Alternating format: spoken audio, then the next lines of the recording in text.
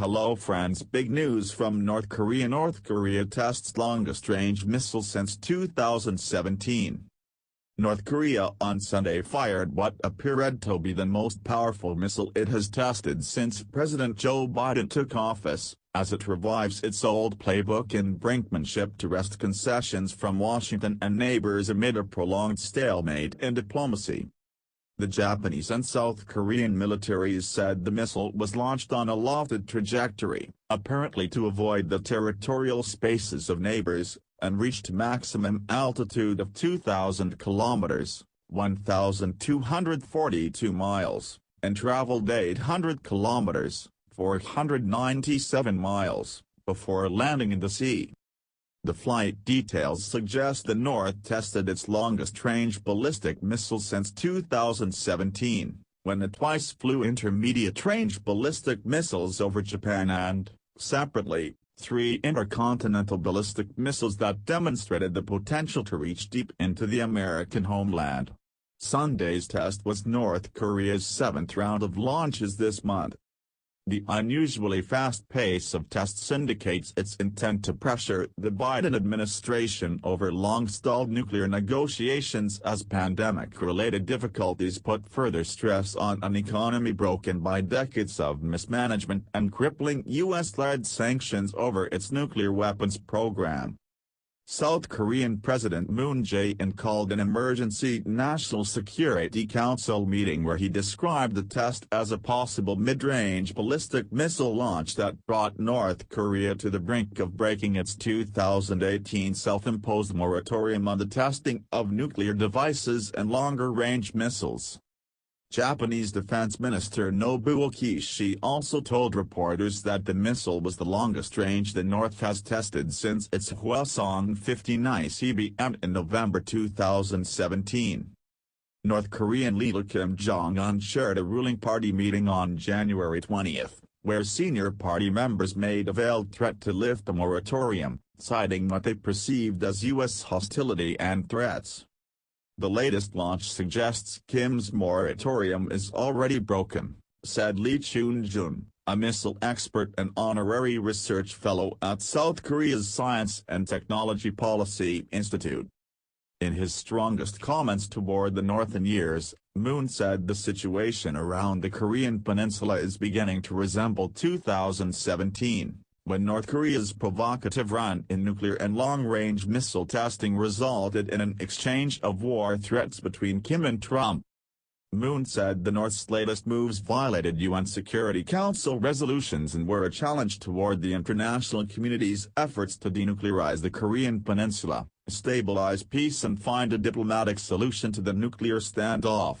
The North should stop its actions that create tensions and pressure and respond to the dialogue offers by the international community including South Korea and the United States, Moon said, according to his office.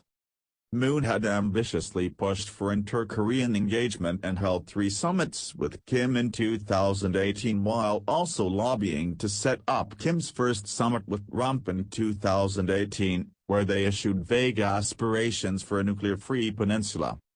But the diplomacy derailed after the collapse of the second Kim-Trump meeting in 2019, when the Americans rejected North Korea's demand for major sanctions relief in exchange for a partial surrender of its nuclear capabilities. Japanese Chief Cabinet Secretary Hirokazu Matsuno said Sunday's missile flew for around 30 minutes and landed in waters outside Japan's exclusive economic zone. There were no immediate reports of damage to boats or aircraft. The U.S. Indo-Pacific Command said the United States condemned North Korea's testing activity and called on Pyongyang to refrain from further destabilizing acts. It said the latest launch did not pose an immediate threat to U.S. personnel, territory, or that of our allies.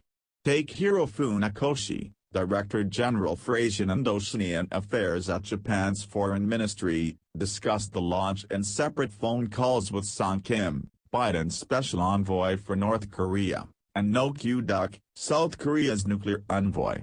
The officials shared an understanding that Sunday's missile was of enhanced destructive power and reaffirmed trilateral cooperation in the face of the North Korean threat, Japan's foreign ministry said.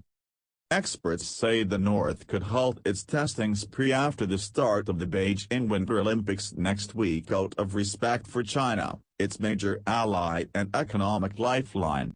But there's also expectation that it could significantly up the ante in weapons demonstrations once the Olympics end in February to grab the attention of the Biden administration, which has been focusing more on confronting China and Russia over its conflict with Ukraine. North Korea is launching a frenzy of missiles before the start of the Beijing Olympics, mostly as military modernization efforts. Pyongyang also wants to boost national pride as it gears up to celebrate political anniversaries in the context of economic struggles, said Lee Farrakizli, a professor at the University in Seoul. It wants to remind Washington and Seoul that trying to topple it would be too costly. By threatening stability in Asia while global resources are stretched thin elsewhere, Pyongyang is demanding the world compensate it to act like a responsible nuclear power, Easley added. North Korea has justified its testing activity as an exercise of its rights to self-defense and threatened stronger action after the Biden administration imposed fresh sanctions following 2 tests of a purported hypersonic missile earlier this month. While desperate for outside relief, Kim has showed no willingness to surrender the nuclear weapons and missiles he sees as his strongest guarantee of survival.